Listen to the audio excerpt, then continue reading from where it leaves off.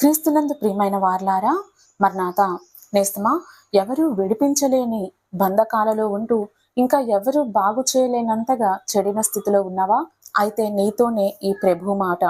ప్రభు ఆత్మ నా మీద ఉన్నది, చెరలో ఉన్న వారికి విడుదలను, నలిగిన వారిని విడిపించుటకును, గ్రుడ్డి వారికి చూపును కలుగునని ప్రకటించుటకు ఆయన నన్ను పంపియున్నాడు.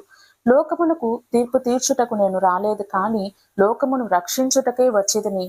ప్రయాసపడి భారం మోసుకొనిచున్న సమస్తమైన వార్లారా, నా యొద్దకు రండి, నేను మీకు విశ్రాంతి కలుగజేతును. నా యొద్దకు వచ్చు వారిని నేనెంత మాత్రము త్రోసివేయను అని ప్రభువైన క్రీస్తు చెప్పెను. సుంకరులను పాపులను అనేకులు ఆయనను వెంబడించిరి. అప్పుడు ప్రభు ఇట్లనెను, రోగులకే గాని ఆరోగ్యం గలవారికి వైద్యుడు అక్కర్లేదు అని. నేను నీతిమంతులను పిలువ రాలేదు, కానీ పాపులనే పిలువ వచ్చుతునను. ఆయన పాపి అయిన ఒక మనుష్యుని ఇంటికి అతిథిగా వెళ్ళెను. అప్పుడు అందరూ సనిగిరి గాని ప్రభు ఇట్లనెను, నశించిన దానిని వెదకి రక్షించుటకు మనుష్య కుమారుడు వచ్చును. ఈ చిన్నవారిలో ఒకడైనను నశించుట నా తండ్రి చిత్తము కాదు అని. పశ్చాత్తాపడిన ఒక పాపి విషయము పరలోకమందు దేవుని దూతలు సంతోషించెదరు. పరుపులో పడి ఉన్న ఒక పక్షవాత రోగిని వారు ఆయన యొద్దకు తెచ్చిరి. ప్రభువు వారి విశ్వాసమును చూచి అతనితో ఇట్లనెను, నా కుమారుడా, ధైర్యముగా ఉండుము, నీ పాపములు క్షమించబడి ఉన్నవి, లేచి నీ పరుపు ఎత్తుకుని ఇంటికి వెళ్ళుము.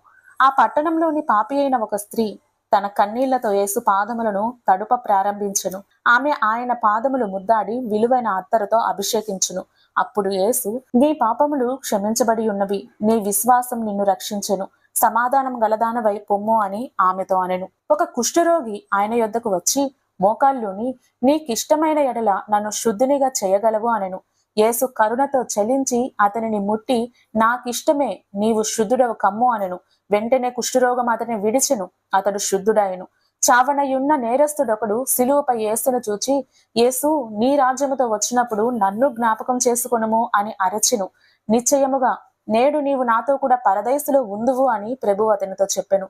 పూర్వం దూషకుడును హింసకుడును హానికరుడనైన నన్ను తన పరిచర్యకు నియమించి నమ్మకమైన వాణిగా ఎంచినందుకు నన్ను బలపరిచిన మన ప్రభువైన యేసు క్రీస్తుకు కృతజ్ఞుడనై ఉన్నాను. తెలియక అవిశ్వాసం చేత చేసితిని కనుక కనికరింపబడితిని. మరియు మన ప్రభువు యొక్క కృప నా నిమిత్తము విస్తరింపబడెను.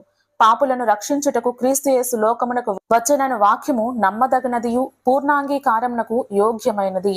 నేను పాపులలో ప్రధానుడను అయినను ఆయన దీర్ఘ శాంతమునకు మాదిరిగా ఉండులాగున కనికరింపబడితిని అని ఓ భక్తుడు అన్నాడు. ఇది వింటున్న నేస్తమా, నేడు నీవు ఎట్టి స్థితిలో పడిపోయి ఉన్నా సరే అధైర్యపడకు. ప్రభువు నీ కొరకే ఈ లోకానికి వచ్చారు. ఆయనకు నీ హృదయం కావాలి, నీవు కావాలి. నేడే క్రీస్తును